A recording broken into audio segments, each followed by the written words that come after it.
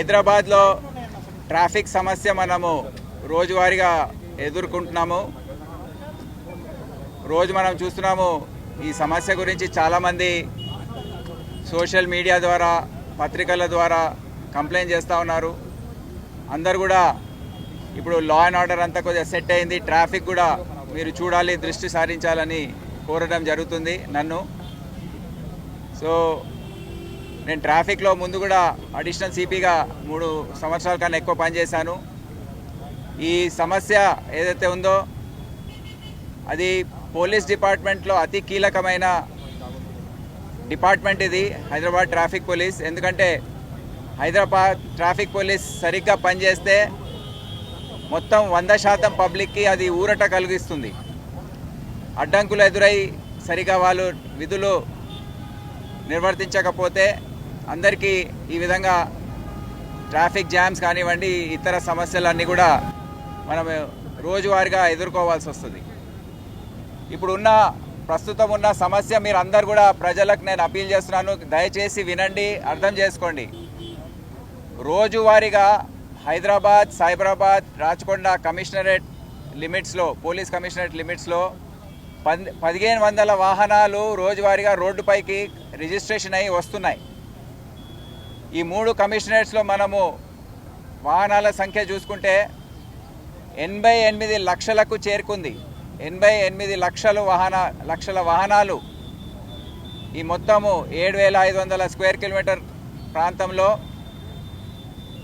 ఏదైతే రోడ్స్ ఉన్నాయో దానిపైన తిరుగుతూ ఉన్నాయి. సో ఇటువంటి పరిస్థితుల్లో ఆనవాయితీగా మనం చూస్తే ఎట్లయినా రోడ్లు అదే విధంగా ఉన్నాయి.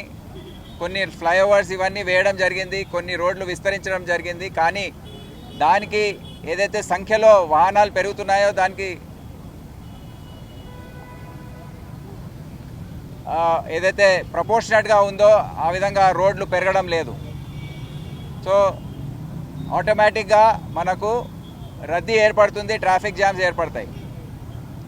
ఇటువంటి పరిస్థితుల్లో మనం అందరం కూడా, ప్రజలు కూడా కోఆపరేట్ చేయాలి, రాజకీయ నాయకులు కోఆపరేట్ చేయాలి, డిపార్ట్మెంటు, జిహెచ్ఎంసి, ట్రాఫిక్ పోలీస్ అందరు కూడా కష్టపడితే ఈ సమస్యని కొద్దిగా అధిగమించే అవకాశం ఉంటుంది. ముందుగా మనం ఇప్పుడే చూసాము, తోలి చౌకీ ప్రాంతం ఒక ఉదాహరణగా తీసుకొని నేను వచ్చాను ఈరోజు. ట్రాఫిక్ అడిషనల్ సిపి గారు, డీసీపీ ట్రాఫిక్ అందరు కూడా వచ్చారు. మేము లోకల్గా ఉన్న ఎమ్మెల్యే కౌసర్ గారిని కూడా ఆహ్వానించాము, ఆయన ఎందుకో రాలేదు, వస్తా అని చెప్పి రాలేదు. ఎందుకంటే రాజకీయ నాయకుల సహకారం లేకపోతే కూడా కొద్దిగా సమస్యలు ఎదురవుతాయి. ముందుగా మనం అర్థం చేసుకునే ప్రాబ్లం ఏంటంటే ఈ క్యారేజ్ వే ఏదైతే ఉందో ఆ కాన్సెప్ట్ ఒకటి అర్థం చేసుకోవాలి. ఏదైతే రోడ్డు వేశారో దాన్ని క్యారేజ్ వే అంటారు. అది వాహనాలు పోవడానికి వేసిన రోడ్డు. దాని పక్కకు ఒక ఫుట్పాత్ అని ఉంటుంది, దాని ఇంకా వేరే ప్లేసెస్ ఉంటాయి. కానీ ఈ ఫుట్పాత్లన్నీ కూడా ఆక్రమించుకొని ఎంక్రోచ్మెంట్స్, ఏదైతే షాప్స్ ఉన్నాయో షాప్సే కాకుండా దాని ముందు వేరే కొన్ని ఇంకా షెడ్స్ వేసుకొని కొంతమంది, అంటే మాకు సామాన్యంగా ఎదురయ్యే ప్రశ్న ఏంటంటే మేమంతా బీదవాళ్ళము, ఎట్లా బతకాలి అని అంటారు. మేము ఇటువంటి సమస్యలు ట్రాఫిక్ ఎంక్రోచ్మెంట్స్ తీయాలంటే. కానీ ఇది పావర్టీకి దానికి సంబంధించిన విషయం ఏం కాదు. ఇది ఎవరు అడగని పరిస్థితుల్లో వాళ్ళు వచ్చి అక్కడ పెట్టేసుకున్నారు. ఈ తోపుడు బళ్ళని కానివ్వండి, వేరే ఏవైతే ఎంక్రోచ్మెంట్స్కి సంబంధించిన వరకు దుకాణాలు, షెడ్స్ ఇటువంటివి అన్నీ కూడా వేసుకున్నారు. ప్లస్ వాళ్ళు తీయాలంటే కూడా ఎవరో అడ్డుపడి దాన్ని తీయకుండా చేస్తున్నారు. సో రాను ఏమవుతుందంటే ఆ క్యారేజ్ వే తగ్గుకుంటూ పోతుంది, వాహనాలేమో పెరుగుతున్నాయి, క్యారేజ్ వే తగ్గుతుంది. మీరు చాలా మటుకు చూస్తున్నారు ఈ పెద్ద పెద్ద షాప్స్ ముందు కూడా వాళ్ళు ఏదో పేదవాళ్ళు ఏం కాదు, కానీ వాళ్ళ షాప్ ముందు వాళ్ళు పర్మిషన్లు ఇస్తున్నారు లీజ్కి ఇచ్చి, దాని దగ్గర రెంట్ తీసుకొని ఈ విధంగా ఒక మాఫియా లాగా తయారై ఇదన్నీ కూడా మనం చూస్తున్నాము. సిటీ చాలా ప్రాంతాల్లో ఈ విధంగా పరిస్థితి మేము అబ్జర్వ్ చేస్తున్నాము, ఎదుర్కొంటున్నాం. ట్రాఫిక్ జామ్ అయినప్పుడు ట్రాఫిక్ పోలీస్ వారు పనిచేయట్లేదని ఆరోపణ చేస్తుంటారు. మళ్ళీ ఇటువంటివి ఎన్క్రోచ్మెంట్స్ తీయకపోతే ట్రాఫిక్ ఎట్లా పోతుందని మనం అందరం అర్థం చేసుకునే అవసరం ఉంది. సో ఆపరేషన్ రోప్ ఏదైతే ఉందో, రోప్ అర్థం ఏంటి? రిమూవల్. ఆర్ అంటే రిమూవల్, ఓ అంటే of, obstructive parking and encroachments. So ఈ క్యారేజ్ వేకి తగ్గించడానికి రెండు మూలమైన కారణాలు ఉంటాయి. ఒకటేమో ఎన్క్రోచ్మెంట్స్, ఇంకోటేమో అబ్స్ట్రక్టివ్ పార్కింగ్. విచ్చలవిడిగా పార్కింగ్ చేసుకొని వాహనాలు వదిలేసి వెళ్ళిపోవడం.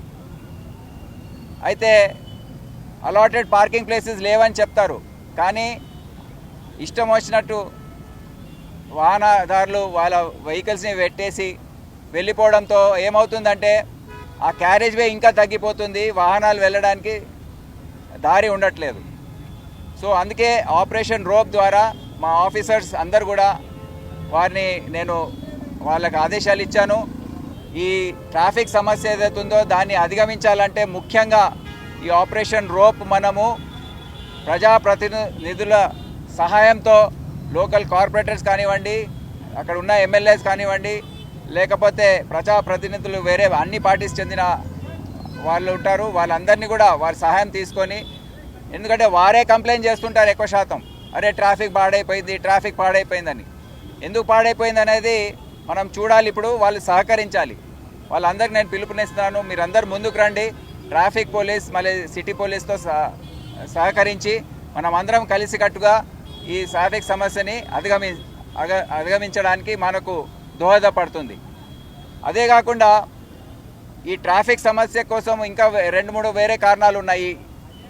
ఈ క్యారేజ్ వే ఒకటే కాదు, క్యారేజ్ వేకి ఇప్పుడు ఈ విధంగా ఎంక్రోచ్మెంట్స్ అన్నీ ముందుకు వస్తూ ఉంటే మీరు అక్కడ చూసారు, బస్ స్టాప్ ముందు అక్కడ పార్కింగ్ చేయడంతో బస్సులేమో రోడ్డు మధ్యన ఆపివేస్తున్నారు. బస్సులన్నీ కూడా రోడ్డు పక్క బస్ స్టాప్ దగ్గర బస్ బేలోకి లోపలికి వెళ్తే అప్పుడు క్యారేజ్ వే ఫ్రీ ఉంటుంది, ట్రాఫిక్ ఫ్లో బాగుంటుంది. అదే విధంగా ఆటోలు ఇష్టం వచ్చిన దగ్గర ఆటోలు పార్కింగ్ చేయడం.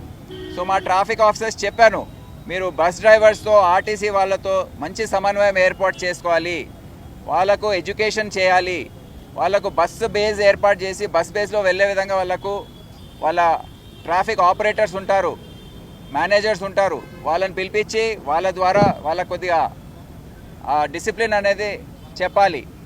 అదే కాకుండా ఆటో డ్రైవర్స్ ఉన్నారు, ఆటో డ్రైవర్స్ కూడా వాళ్ళకు సరి అయిన వాళ్ళతో ఎంగేజ్ చేసుకొని వాళ్ళని ఎడ్యుకేషన్ చేసి కొద్దిగా ఆటోస్ ఎక్కడెక్కడ పెట్టాలో ఇయర్ మార్క్ చేస్తే ప్రతి police station, traffic police station లిమిట్స్లో తప్పకుండా వాళ్ళు పాటిస్తారు.